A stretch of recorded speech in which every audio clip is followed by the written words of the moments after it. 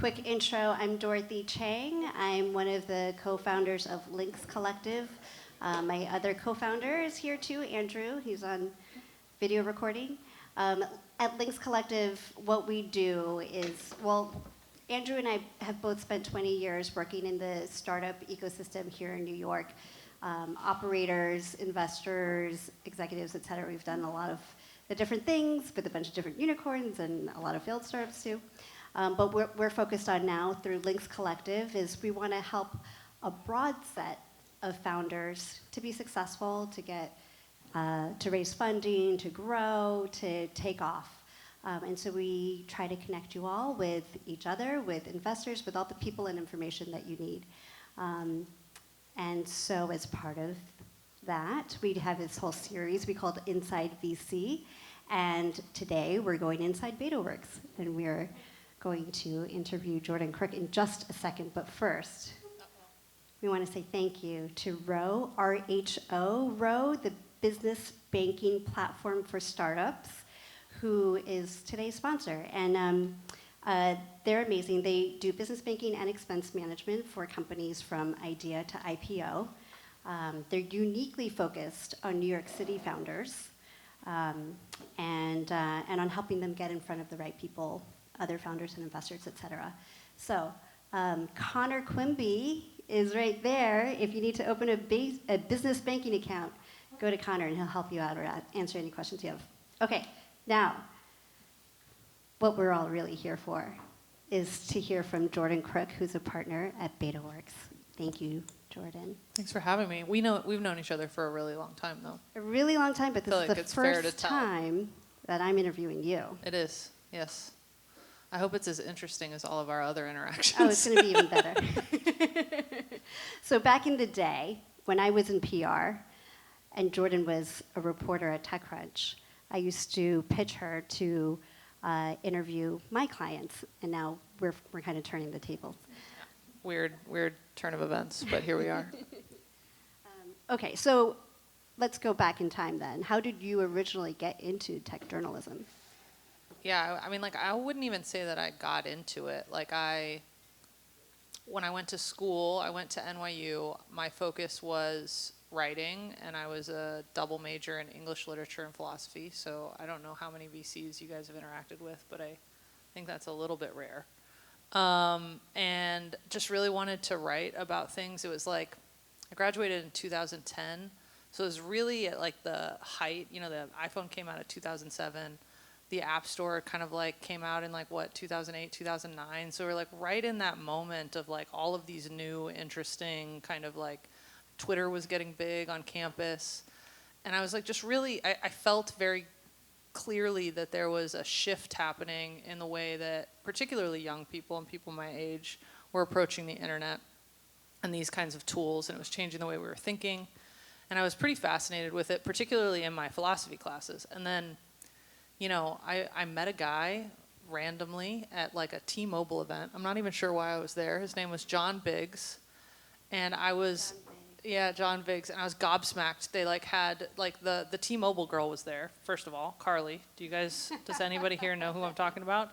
And they had like all this delicious food, and I was so excited. And he was like, "Why are you excited?" And I was like, "This is great. Look how fun this event is." And he was so jaded. He had been doing it for like 15 years, and he was like, "You should come work for me so that you can go do these things, and I won't have to." And I was like, "Great." So I started, and I'm a pretty competitive person, and so I like instantly got very, very excited about meeting founders and writing about the cool new thing. So I went to a bunch of college campuses for TechCrunch events, and I would just hang out and be like, "What are you guys using?" Yik Yak, I remember, like I was like one of the first people to write about Yik Yak. I was one of the first people to write about Snap and Bumble, and I just got super competitive about it. So yeah, I think it like came to me as much as I came to it, I would say. It was a pretty organic thing. But once I started doing it, I treated it like a game, and I treated it like a game I needed to win. And winning was discovering cool shit.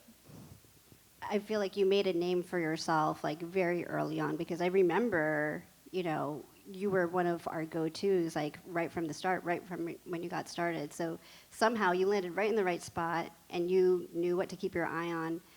You did it for 12 years. So in that time, how did the industry change? And how did your job change too, reporting on the industry change? Yeah, I mean, like the industry has changed in a bunch of ways, right? Like, I mean, we were kind of post-recession, so there was a big boom in venture. There were a lot of people trying a lot of things. We kind of moved from consumer to SaaS over the period of that period of time. We moved from kind of like highly deterministic to more machine learning oriented stuff over that time. There were some swings and some misses in certain categories over that time.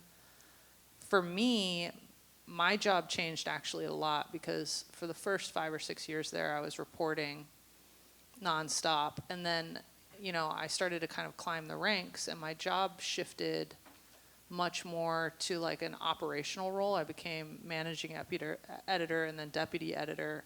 And what that meant was that I was having to do a lot of people management, one, and make sure that the site was functioning properly and the writers were functioning properly, but also like doing a lot of things that startup founders do, to be honest. There was a lot of UA, there was a lot of scaling up, there was a lot of kind of like looking at the P&L and making sure that like the business was actually functioning the way that it should be, which is actually very, very difficult in media recently. So that took a lot of energy. Going through acquisitions. And many acquisitions, yeah. And like, I mean, there's some things that I think are always true. Like you ask how tech has evolved. Like one of the stories that I was most proud of was a story about a company called Aereo. Do you guys remember Aereo? Anybody? Show of hands? You do. Yeah. Aereo is a company that created a bunch of tiny little micro antennas. They would put them in a like trailer type thing on the top of a building. And you could sign up for an Aereo account and it would access broadcast channels because technically, legally, broadcast channels are free. So on any TV, you can go put rabbit ears on it. You can get like NBC, ABC, CBS, and one other, I think. And so they tapped into this and they realized that they weren't breaking any laws if I was using remote micro rabbit ears up on some building far away via the cloud, and then I could DVR those things. And it ended up being a big deal with the Supreme Court. The Supreme Court ruled against them, and it was actually a huge like jading moment for me because the Supreme Court basically said, well, it looks like a duck and it quacks like a duck. And I was like, this startup was specifically built within the rule of law to be able to have this crazy technological achievement. Anyway, the story that I'm trying to tell is that like the same thing is always true. We've seen in streaming that we went from massive consolidation at cable companies out to all of this fragmented kind of like streaming companies, and now we're watching them slowly consolidate again. And like that pendulum shift will like just continue to be true in a bunch of different categories all the time. And so everything you're doing is about like timing of that, right? It's funny, I remember that story well too because we talked to Aereo back in the day. This was still when I was at Brew PR. They were a potential client of ours. They wanted us to work with them. And their whole premise was built on that idea that they were staying within regulation, and as long as the regulation didn't change, they could operate the way that they wanted to. And I remember the day that ruling came out, and they said, all right, that's it, we're done. They had to be. And it like, you know, you had big cable basically going against this little startup and kind of convincing the Supreme Court, which at the time I had felt like, you guys are always going to be the good guys. Like, you're going to just do it the right way, right? Like, I was young, and I was like, you guys got to do this the right way, right? And so when that ruling came out, I was like, man, there's some, like, money, power, like, it all has an effect on everything. The funny story is that same founder, his name's Chet Kanoja, and after being punched in the face by big cable, basically, the next thing he decided to tackle was internet service providers. I was like, you're insatiable, man. Like, you just are aching do for healthcare pain. next. Yeah, I know, right? Like, he's just, yeah, nothing could stop him. But I think that was interesting because it's funny, your take on it was a little bit different from mine. Mine at the time, I was so impressed by his just accepting it and saying, okay, that's it, we're done. I'm going to move on to the next thing, I'm shutting this down. And I felt like he came at it with such an unemotional approach. Like he was expecting that could be an outcome, and then it happened, and he was like, all right, it's over, let's move on. That part of the game didn't play out for him, and he moved on to the next thing. And to your point, everything is a little bit of a game, and that's the way, But he played to win. He did. Yeah. And he lost. Losing is part of the game. Okay, so over time, those 12 years at TechCrunch, you interviewed probably thousands of founders. How did that hone your radar for a standout founder? I think it's like a tougher question than it sounds like because, I interviewed Evan Spiegel when he was really young and was just starting out. He had maybe 50,000 users, which sounds like a lot maybe if you're just starting out, but for the scale that Snap has become, that's not very much at all. And he had his feet on the ground, and I'm not sure that there was a tremendous amount of confidence coming from him, like just a knowingness that he was going to do something. But like people change, right? People change over time. So you interview a later stage founder. If my first interaction with Evan had been 5 or 7 years later, you're talking to a different person who has learned different lessons, and you can't really figure out who they were after the fact. And so like the only real through line is like being able to talk to someone over time, because a snapshot of someone is really hard. So I would say the most important thing that I think that helped me learn about the kind of character and potential of a founder is the same thing that most of you, I would assume, use when you're interviewing candidates, which is like not how would you deal with this situation, but like tell me about a time you dealt with this situation, right? Because what someone has done in the past, I think, is a good indication of what they're capable of doing in the future, and not just what they've done, but how they talk about it. But I will say the thing that is most common among the successful founders that I've talked to is like 90% confidence and optimism and 10% pragmatism. It's like a real tough mix. And if the pragmatism doesn't shine through, you sound crazy because you believe this impossible thing can happen. But if the pragmatism isn't completely overpowered by the optimism, then the doubt that just lives within everyone else naturally. I'm a pessimistic person. I could never be a founder. It's really hard to believe in things. If you let someone like me believe that you don't believe, game's over. You know what I mean? So you've mentioned that to me before, that you tend not to believe in things. Now you're an investor and you have to make bets sometimes. So what helps you get to that place of actually believing in what somebody has? Well, I think part of it, and this has changed over the last few years. At the beginning, I had almost forgotten what I had learned at TechCrunch, that things are always evolving. So the static point of view of a founder in a moment about a product feels flat, or like it's not enough, or maybe they're a little too far out there, or maybe they're not far out there enough, or whatever it might be. And by having been here now and watched founders, some of whom are in this room, like figure things out and hit these unlock moments, these inflection point moments, it reminds you not to be so zeroed in on this moment and this place and time. A few things have to still be true. I still have to believe that you're technically capable of doing it, that you're emotionally and psychologically capable of doing it, that you have some sort of insight about either the market or the customer you're serving or the problem you're solving, or some sort of R&D tech breakthrough that no one else is onto. And I think founders forget, and we were talking about this earlier, that I probably see more startups than you do.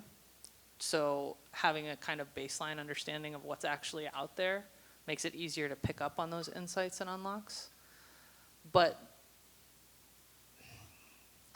I talked to some investors, and I don't know if this is a shortcoming of mine. I'm just going to get super vulnerable with you guys. I don't know if it's a shortcoming of mine that I think it's really hard for me personally to get to 100% conviction on an investment. I think that's like a crazy thing to do as a pre-seed investor. Yeah. Like, you're saying you're sure of something that is completely unknowable. So what I need is like, I have to get to enough conviction to do the work to try to punch as many holes in that conviction as possible. And if it's still standing after I've punched it enough times, I feel like that's a good investment to make. And most of that is, the backbone of that, in my opinion, is always the founder, the founding team. Tell us how you ended up making that transition from journalism to investor, or why you made that transition. And yeah, go ahead. Well, I mean, why I decided to be an investor, I think like when I was writing at TechCrunch, I probably wrote like 20, 30 articles a week. For a while, actually, many more than that, to be honest, when I was first starting out, and the number kind of tapered down. But I would meet with some founders, and like 1 in 10 or 1 in 20 or 1 in 30, I would like think about a lot. I would like keep thinking about. And it's like some sort of weird enterprise SaaS business. There's still one I think about to this day called Crisp, which was doing predictive analytics for grocery stores, which is not something I care deeply about or passionately about, but why was I thinking about it? Like once a week. That's so weird, right? And so I realized that there were like these special companies and these special founders that like infected me or something. And I would only get to talk to them once every 18 months or 24 months when they were like, oh, we raised another round. We almost didn't make it. Like it was really touch and go there for a minute. And then we like came up with this incredible plan. And like now we've raised all this money and like things are awesome. And I was like, man, I wasn't there for the most interesting part of the story. Here you are like, woohoo, everything's great. And like, I missed the good part. Like, how did you figure that out? I've been thinking about you once a week. And so I just wanted to dig in more, and I wanted to kind of like hold hands with founders that I couldn't stop thinking about. And like, you know, try to be a part of the problem solving, or if not actively contribute to it, then pat them on the back and say, you're doing a great job. I believe in you. And so, yeah, I think that was the biggest part of it. I think the second biggest part is that I've known John Borthwick for more than a decade now. And he's someone who's taught me a lot over the course of my career at TechCrunch, someone who I had really meaningful, kind of impactful conversations about the world of technology with, and I trusted him a lot. That's important to have in a boss, someone you trust. And you've only had 2. Yeah, I mean, well, there's been some turnover at TechCrunch, but well, sure, yeah, right. Yeah, John Biggs wasn't always your boss. No, he wasn't. I have a terrible story that I'll tell you about later. That has nothing to do with John Biggs being a bad guy, but like just weird decisions that 22-year-olds make about their usernames. I'll just tell you. I made my WordPress username Biggs is my boss because I was just doing it on the fly, and then all of the usernames became visible on the front end one day. And so instead of my byline reading Jordan Crook, it read Biggs is my boss. And like it was like a secret, like no one else even knew that. And everyone was like, what the heck is this? And he was like gone from TechCrunch at the time. It was not ideal. In answer to your question, yes, trust is very important. And I trust John Borthwick implicitly. And I trust our founders too. I think that's like trust between a founder and an investor is really, really important. Yeah. You mentioned, wanting to kind of hold hands and be there. I assume that's kind of part of the role that you play now with the founders that you work with. I sure hope so. I mean, like there are certain skills that you bring over from journalism that I think are really applicable to venture. There's a lot of like using discretion, making choices, storytelling and communication, being able to read a lot and write a lot and kind of like communicate those things. I think maybe a superpower of mine is that not only did I do that and get to read people, whether or not they were telling me the truth or not, but I also was a people manager.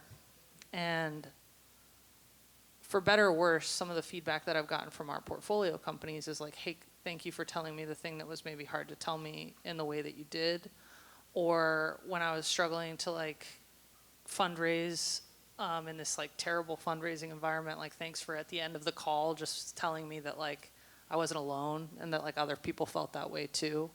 And just like little things like that, I think just it's not 100% empathy, but I think just trying to remember the human that's around you at any given time can go a long way for a founder's stamina, I hope. I would think so, for sure. So, okay, tell us about the whole Betaworks approach and what founders should know about Betaworks. Well, I think one thing that's super important to know is that we started out as a venture studio, which means that the people who are on the team, you know, I built TechCrunch as a product in a lot of ways. John Borthwick, my partner, has kind of built he built businesses as his product. And so when it comes to like the actual in the trenches operations of from idea all the way to scale for companies like Giphy and Dots and Chartbeat and Bitly and these companies that were really powerhouses, you know, a decade ago basically. There's a lot of XP there that I think some people don't know about, especially like a younger generation of founders maybe doesn't know that that was the business that we were in for a long time. I would say the second thing that's really important to know is how deeply we dig into our thesis. So we're not like generalist investors. We have been, you know, in the days of the studio, we were exploring the kind of like early social web. And so if you look at the through line of all the companies that I listed, they're all kind of like tying in together media and social and the way people read and write to the web and the tools that they might need to do that. Since 2015-ish, that has shifted over into machine learning and AI. You know, we were the first investor into Hugging Face. And so we've been doing, you know, we've been watching this space in AI and machine learning evolve over time, and we have been really investing at the earliest stages of these waves as they come. So I think that's an important thing. And then I'd say like the pillar 3 is just that we're a pre-seed seed stage investment team, and we focus on that stage, but we have something slightly different in the mix, which is camp, which allows us to kind of dig even more deeply into the areas we care about and really focus on the products that are coming out of camp. So it's kind of like a cohort-based investment. We figure out what kind of like theme that we might be looking at. It's usually pretty organic, and we learn a lot as we look at different companies and we talk to our founders. But, you know, for example, earlier this year we did a camp about AI agents, and we invested in 9 companies, and we had them here for 3 months with us. People like the word accelerator. I don't really like it. I'm a little allergic to it because I think what we do is slightly different. We spend less time on kind of generic business building and fundraising prep. We think that's table stakes. If you're an investor, you need to be able to help your companies build their business, and you need to support them as they fundraise. We focus a lot more on the theme and the goals of the companies and kind of set up the program around achieving those goals, and we just make ourselves as available as possible. And because we put all of those companies that are kind of in a similar problem space, in a similar kind of like technological space, they all have a shared vocabulary, a shared vernacular, where they're solving problems kind of shoulder to shoulder.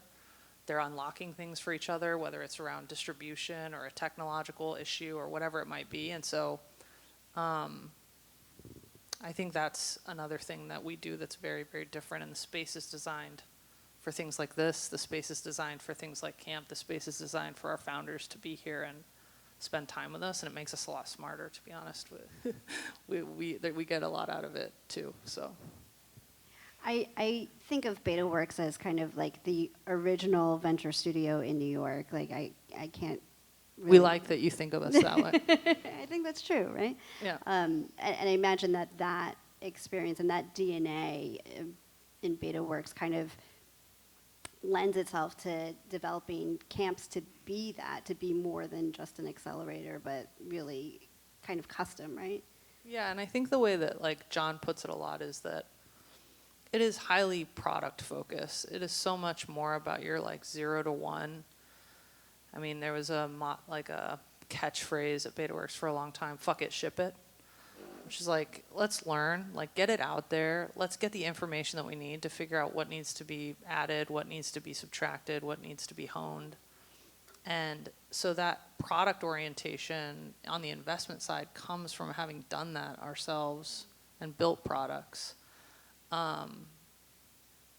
Yeah, and we're practitioners. We spend time not only with the products that we invest in and the products that come through our pipeline and the camp pipeline, but just what is out there. Like we are always playing with everything because that's what we care about. We care about that like user experience and delight.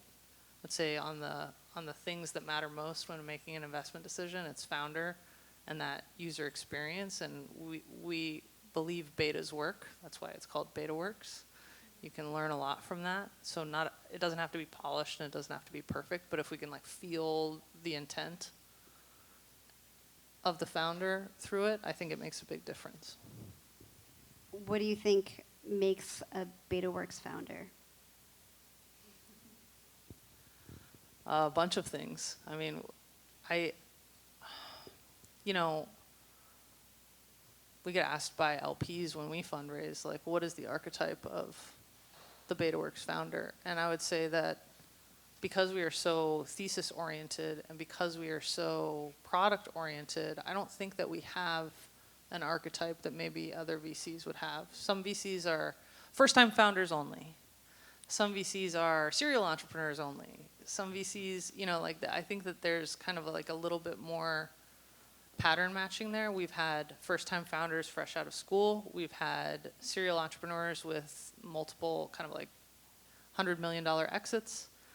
I think what matters the most is, again, someone with really strong convictions and an insight that we haven't heard before. Sometimes that's highly conceptual. Sometimes that is very kind of like pragmatic and focused on a market. But they're all beautiful, different, unique snowflakes. And so And you love them all equally. Yeah, I would hate to box anyone in. Can you tell us about any investments that you've made since you've been here? Yeah. I spend a lot of my time looking at the intersection of gaming and AI. I myself am a gamer, so I spend a lot of time.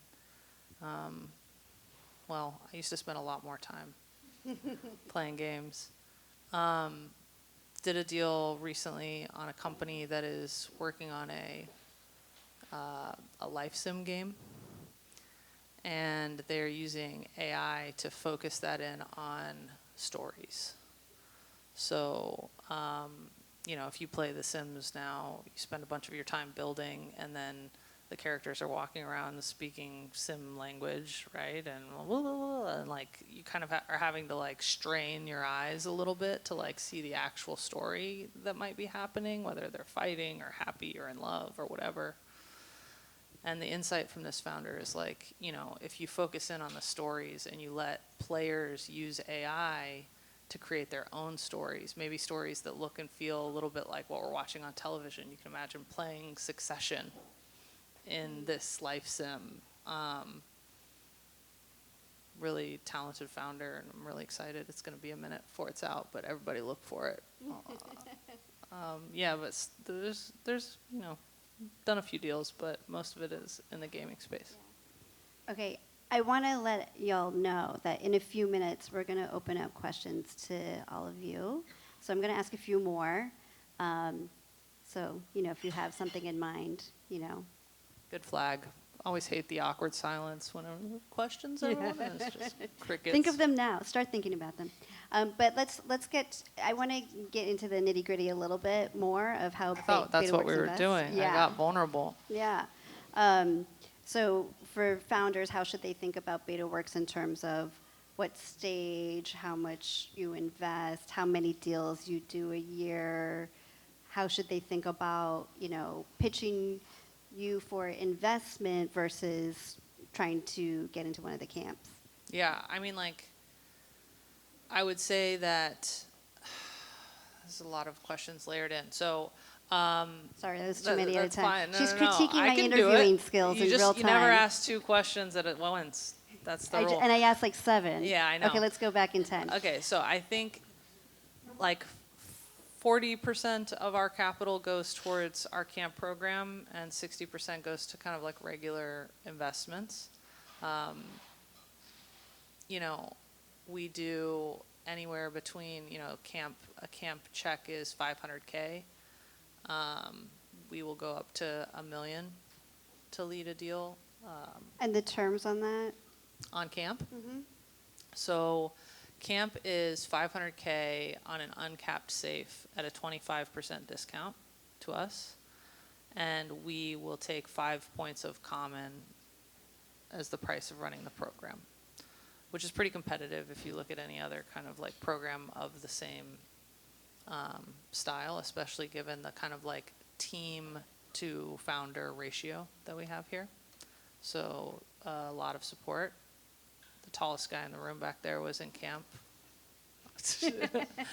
He can tell you all about it. Yeah, and what were the other questions? There were How many several of them. deals y'all do a year? What stage? Always pre-seed, seed. We like to invest at the earliest stages. And we do about 10 kind of like individual deals a year, call it. And we do 2 camps a year. And camp is anywhere between, call it like 6 and 12 companies per cohort. It depends on the kind of like aperture and scope of the theme and how narrow or broad it might be. But we're actively deploying. Holler at you, girl. Oh, also, just a quick note that camp, our camp that's coming up in the fall, applications are supposed to close today, but because we were doing this event, we thought we would leave them open for another like 24 hours. So if you are building at the application layer of native AI, hey, what's up, bro? We're very, very interested to learn about what you're building, and you should definitely go to betaworks.com/camp, I think you'll find it, and apply. Back to you, Dortha. Thank you for that cue. Okay, so that's for all of you, not for everybody in the world, but all of you that are here, you have another 24 hours. Exactly, yes. I'm making that shout out right here. It looks closed to other people. The deadline is passed for everyone else, but you guys should absolutely apply if it's of interest to you. And we're around. We've got, raise your hand if you're at Betaworks. John Chin, raise it higher. He really wants to talk to you guys. Ripka here. So, yeah, and I bet Vince would also tell you about camp too. Raise your hand, Vince. There you go. Amazing. Okay, so and then how should founders think about whether they should just pitch you for a pre-seed, seed stage investment versus camp? Right. So, I mean, like, what often happens is that we will hopefully time it right, but we'll usually be like a touch early on the wave. So like, I'm sure that you guys can't like swing a bag of cats without hearing about agents this, agents that. I think that when we were first talking about it in November, it felt like a little bit early. Like there was definitely a lot of excitement, but I don't think it was at the kind of like pitch that it is now. What that means is that we took a bunch of applications. We got 9 stellar companies. I'm obsessed with each and every one of them. But we're seeing a lot of cool stuff in agentic tech now. So our thesis orientation and the fact that we're able to write these individual checks kind of whenever means that we can continue to lean into a really exciting thesis and make those investments. So I would always say, you know, the kind of like fastest way to ensure that everyone on the Betaworks team is looking really hard at your pitch is to try to go through camp if it's within the thesis or the theme of camp, and we're doing 2 a year, so you can expect that like for half the year or maybe a little less, applications are open for something. And if that's not the case, then obviously pitch us. If you're kind of outside of the theme, or you feel like, you know, the application window isn't open, or we just did it and you saw our companies and you thought, oh, I've like iterated and I'm like really in the pocket for this. I wish I could have been in that camp. Definitely hit us up. Cool. And then for camp, like, is there a specific stage you're looking for? I mean, we certainly lean towards the earlier stage founders. I mean, I think having something kind of to show, even if it's just like wireframes and maybe like a really like hacked together back end and that's it, is better than like, I have a really great idea. I think, you know, ideas are like assholes. Everybody's got one. And showing that you're willing to put in the work to, you know, like start it and actually go for it, I think is really important. But we've also had founders in camp who have raised $3 million and have a product in market and are scaling, but realize the value of being surrounded by other founders who are in that space, and the value of kind of like having this cohort around you and this kind of like cushion, right? This like protective barrier that's like helping you go fast. There's also a lot of power. There's a reason they call it an accelerator. I don't like to call us an accelerator, but as a general concept, it's because having a deadline to present something does amazing things for your ability to go fast. It makes you prioritize. It makes you kind of like set short-term goals to meet long-term goals. And we witness it happen with each camp. People just move faster than they think they can because they're having to make choices about getting there in time for demo day. And I can speak to that. Last demo day was very impressive. Thank you. This year. I mean, I did all of it. No, I'm just kidding. The companies were the amazing So part. if you end up, you know, joining camp, you'll be in good company. Okay, I have one last question before I'll turn it to the audience. But you've been reviewing like gazillions of applications for camp, and you're looking at patterns. What are you not seeing that you want to see? I mean, I think there are things that I'm specifically interested in. I'm really interested in compatibility. I think if you threw some LLMs into CoStar and let it like look at your text messages, I'm serious. I think like there's money to be made. That's great to know. Okay. Okay, so maybe I won't invest in that then if CoStar is going at it. But I think my point is like you can either be kind of like highly verticalized and go do one thing really, really, really well, or you need to have done something very technically impressive to convince me that you can go do a bunch of things. And that's not to say that's not a question of ambition or vision, right? Because like all founders should see this vision where their company is incredibly important in the broader ecosystem of things, and that you can kind of like reach your arms out and capture these other audiences or these other feature sets.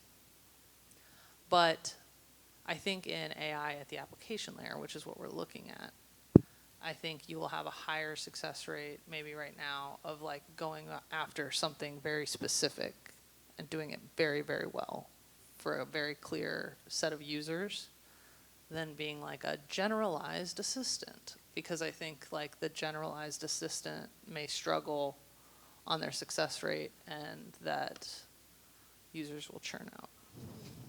I think there's a lot of space to play once you've nailed it and you are the thing that does the thing. Oh, I heard some yeses in the audience, which is really cool. So, Preach. yeah, Whatever. awesome. All right. Thank you so much, Jordan. I want to turn it over to questions that you all have. And I'm going to start with my front row buddy here, Zara.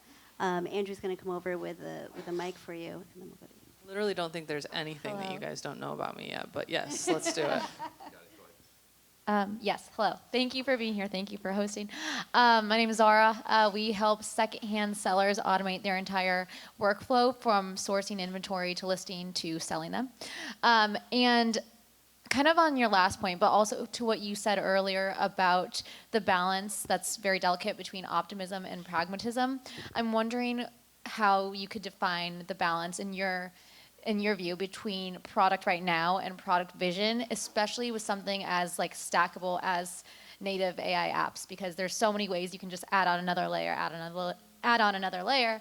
And in the application, our minds were just turning, but it's also like what we have right now is very different. Yeah. So I think like one of the ways that a founder can do a great job at taking me from, I call this like wedge to tam, basically. You've got this like thing and like some people are using it and it could use a little work, but it's like also kind of working, to like, we're going to be the next eBay or whatever it might be, right? And I think it's like a clear demonstration of the levers that are in your hands, and a kind of like, there's a stubbornness of, I've done this and I'm going to do this next. Also, if for any reason my hypothesis isn't correct, I have this plan B and all I have to do is pull this lever a little bit, right? And so it's like, but I believe that this is going to work. And so it's like conviction and like a real kind of like dogmatism in that belief system of like, my hypothesis is correct. Like, you'll see. But saying like, you know, I do have all of these different levers at my disposal, and I have like a really fine-tuned understanding of what those levers might be, and the tiniest little switch here or there can make the difference. I also think there's like just this proof of tempo. Like, founders who can prove that they've run an experiment and that they've taken the data in a time-boxed way and that they've made a choice based on that data. They haven't like fluffed around or whatever and like been like, oh, well, maybe it'll work soon or whatever. Like, figure it out, make a decision, and do another experiment. And I think if you have like a history of that, then it's much easier to believe you when you say, hey, I need some money to go run these experiments. Because you're like, here were the results of all the experiments I ran, and I know how to do that really fucking well. I have a question, another question in the front row over here. Thank you too so much. My name's Adam. I used to work at Microsoft as a Azure specialist. My CTO, my co-founder is the author of Docker, and then my other co-founder is the founder of the IBM Meta AI Alliance, right? So Hugging Face. I only found out about Hugging Face while at Microsoft. I didn't actually know about it all that much. I was working a lot in the Kubernetes and data services space for like open source databases. Very curious because you're mentioning the integration piece of the application layer and the AI layer.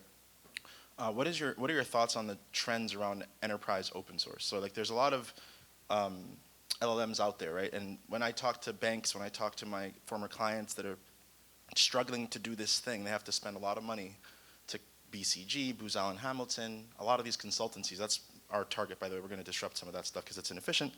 What are your thoughts on just generally open sourcing some of the innovation back to the community? And how do you think about open source enterprises? Because it's a little bit of a different go-to-market and funding model. Like, I've worked for enterprise open source organizations, and it's sometimes tricky to catch that ROI in the first 3 to 5 years. But then all of a sudden there's this parabolic effect, like with Min.io, that is now worth $1 billion, right? So they were slow for 9 years, but now they're worth $1 billion because of their deals with Tesla and whatnot. So what are your thoughts on enterprise open source investments? Because you did a great job catching Hugging Face. Yeah, I didn't do that, so thank you though. Oh. But yes, my team did, and I would say, just to be, maybe this is something that I learned from journalism. There's no stupid questions in journalism. You should always say the things that you don't know the most about. That guy right there is the person that you need to ask this question to, John Chin. But I'll just say generally, I mean, as like someone who maybe isn't as nuanced as he would be in this answer, I think, one, we're big fans of just open source, kind of like dev tooling, open source in general. We believe it's like the fastest, cheapest, and most equitable way to kind of like do most things, I think. So we're big fans of that. And I would also say that like there are enterprises that are hungry to kind of like sick their engineers on things and make them their own, and so I think that generally good, I would say, but I also think you should just talk to John Chin. Thank you. Sorry, I wish I could be better for you.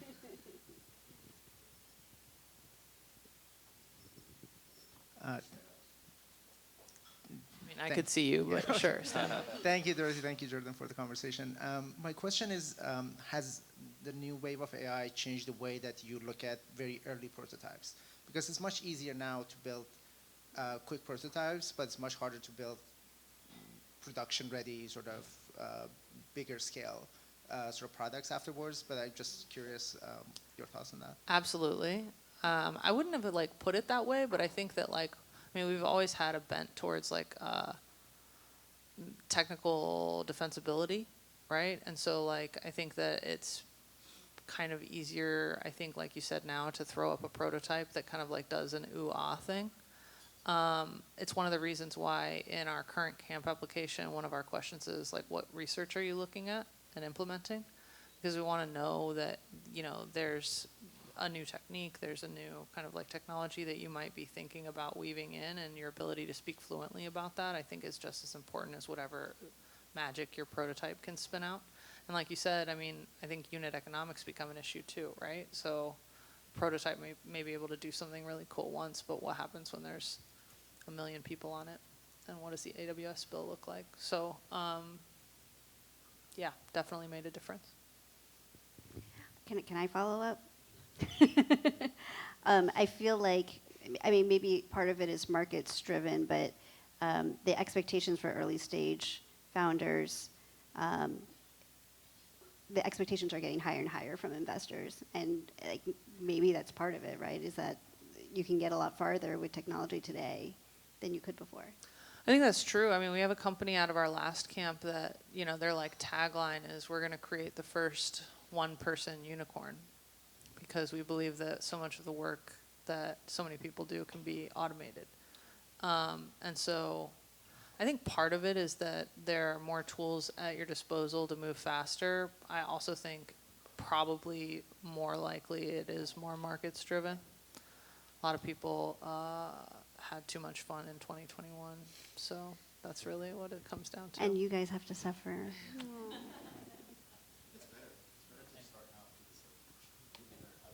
Yeah. If you can fundraise now, you must be good. Yeah, exactly. Hi, I'm Jacqueline. This is a great question right off the back of talking about 2021, because I'm building what I call TurboTax for wind-up. So I build tools to help founders shut their companies down faster. Wow. It is a great time to be alive for Yeah. us. And so, yeah, I actually wanted to talk about this because, you know, you've obviously also interviewed like a ton of startups, and you've probably seen a few of your favorites go Absolutely. See into bunch go. More go than stay. go out to the pastures, exactly. And so it's I have so many more jokes up my sleeve. I'm not wearing any sleeves, but you know, it's a hard world out there, like right now, right? Hard to raise. People are raising at lower valuations. We're seeing shutdowns increase at an insane rate across the board again, which is why I'm here. But you know, it really does depend on who you. Lead gen. I know. Depends on who you ask. It's either going to be better than ever, or we're all screwed. With shutdowns happening, but also the AI happening at the same time. So I'm curious, since you've seen a lot of the cycle boom and bust from post-recession all the way to the frothiness of 2021, and now like a dip into a bear market, how do you look at all of this market insanity as both a reporter but also as an investor? And what are you excited to see, and maybe if you're open to, what are you afraid of? That's 3 questions. I'm so sorry. That's not how you're supposed to do it. I cheated. You're going to have to remind me of the last one, but let me start with the first 2 because I got them in my mind. I would say when I first started, I was lucky enough at TechCrunch to be connected with some of the like top tier investors, like the biggest names in VC. And I was lucky enough to get Roelof Botha to answer my email when I emailed him and said like, hey, I'm switching over to venture. Like, what do you have? What say you? What can you tell me that would make me better?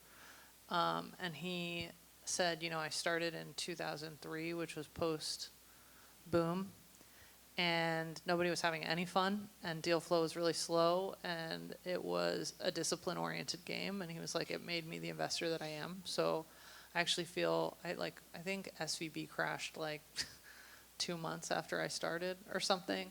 So it was like a little scary, but I think generally it was, I'm happy to be learning the fundamentals of this business in a time of discipline. And I think I want to invest in founders who are excited to be operating in a time of discipline. Because at the end of the day, like, all of this is just startup physics, which is, if you spend $1, do you make 10 back? Do you make 5 back? And if you don't, like, let's not throw capital at that. Let's like make sure that the formula is functioning the way that it's supposed to, because it has a diminishing rate of returns no matter what over time, no matter how much you scale it out. And so I am generally happy, I think, to be in a slightly bear market at this stage of my career. What do I think of the markets? I mean, I think some of the AI valuations are absolutely bonkers. I don't think all of them are bonkers. I think people like look across the board and say, like, if it's a crazy valuation that, you know, everybody's like drinking the Kool-Aid. I don't think this is all market cap, because if you peer under the hood of what these things are capable of and what they could be capable of, it is valuable. So a little bit of both. Sorry to be so like down the middle on that, but I think it all kind of like nets out to some extent. Yeah, so I guess the last question, because we talked about what you're excited to see, so like if you're open to it, what are you afraid of? What am I afraid of? I don't know what that means. Are you afraid of anything as it relates to AI? Oh. You mean like in the future when it's like our overlord or whatever? Or the present? Yeah. I think I'm specifically very afraid of misinformation, which is kind of like a ship that sailed a little bit, but I'm very sensitive to that. I said the same thing to somebody recently. I'm more afraid of the misinformation issue than AI taking over. I'm not as worried about AI taking jobs. I mean, there's like a bunch of conversations that are happening about like taste, and like taste will make the difference and all of these things. I just like think we're humans, and like humans are obsessed with humans. Humans are obsessed with themselves. Like what? Like in history, technology has had a compounding effect in both directions, and generally it's won on the side of like for the betterment of humanity. I just like think that that generally stands true with AI as well. But I do worry a lot about misinformation because, one, I'm biased towards that because my job was about truthful information for so long. But also because, like, without a source of ground truth, we're all lost. Like, if we can't agree that, like, that's blue and that this is orange, like, we're fucked. Like, not just with that, because we'll get over that, but you know what I'm saying, right? And so, like, I think the more noise that there is out there from some of these models, and the more nefarious people have access to things that used to be harder to do but will become easier to do, I think, and not just nefarious actors, but like corporations and politicians and like whatever, that's a scary place to be. But oh, we're going to take like 2 more questions. There's one in the back over here.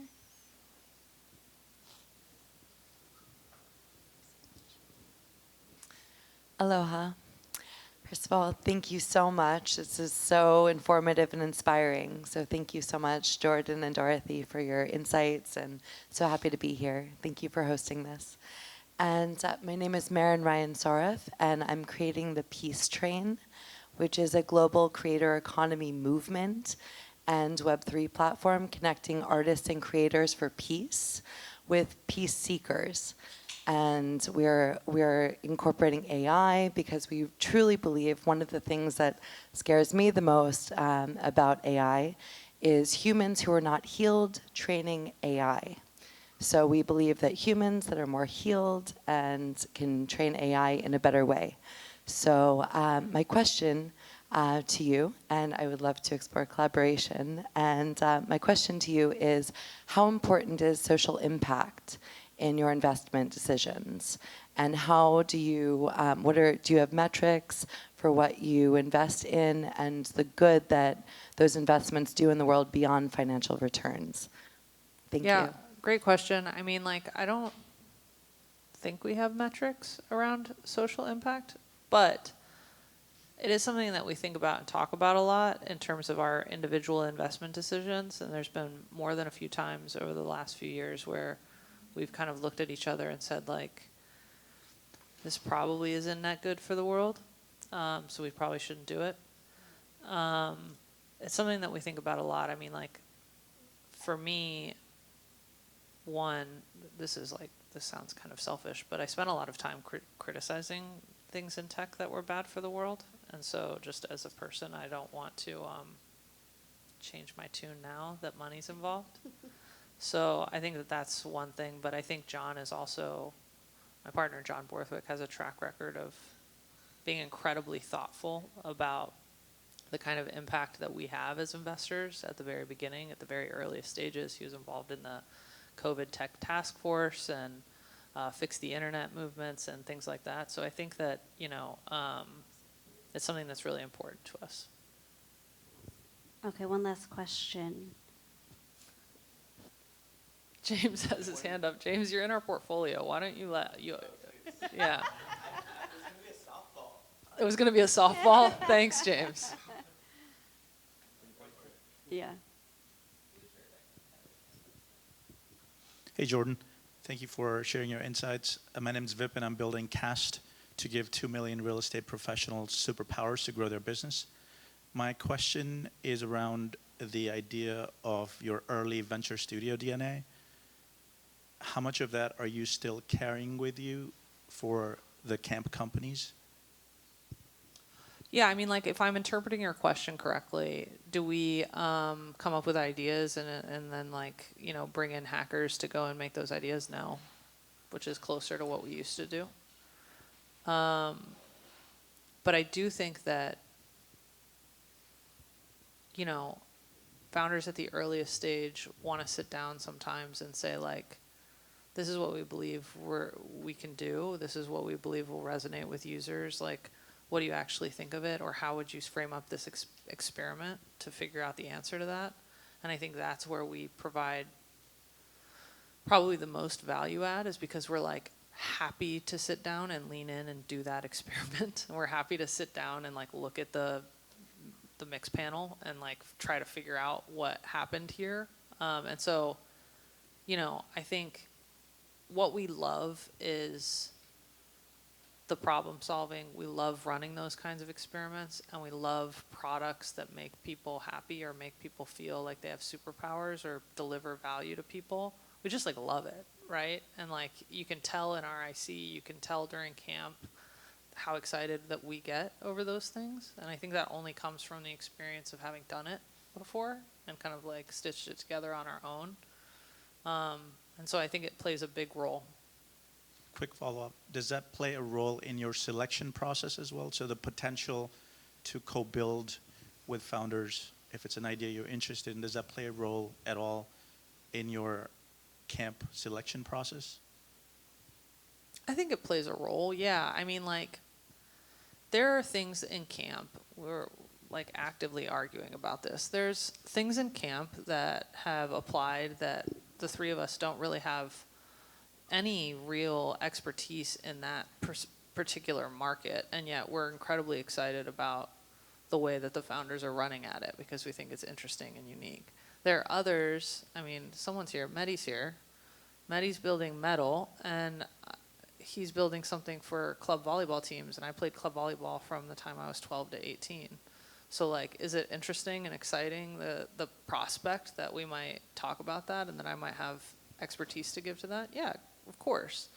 But I don't think it's, like, a requirement that we would be able to get our hands dirty. I think it's that we want to be on the shelf in a way that's valuable to our founders so they can pull us off the shelf as soon as they need us. And we're going to be able to deliver, at the very least, on that. I hope that answers your question. Okay, thank you so much, Jordan, for letting all of us barrage you with all those questions. Can I add one more thing? Of course. I'm going to go to the bathroom right after this. And I feel like it's really important to just say that. And then also just to say that my email is jordan@betaworks.com. So for anyone that we don't get to chat tonight for whatever reason, just hit me up. Because I just don't want to get stopped. The last time I stepped off the stage, and I felt bad, and I just like have to. Let her go. She'll be back. There's other Betaworks teammates here as well, Betaworks peeps. And we have this space. They've generously kept it open for us. We'll be here for like another 30 minutes or so with food and drink. Thank you so much to the Betaworks team, by the way, for having us. And thanks again to Row, our favorite sponsor, our business banking and expense management platform, which Connor is representing today. And thanks to you all for coming. Hope that was helpful. Get your applications in by tomorrow. Yeah. Thanks.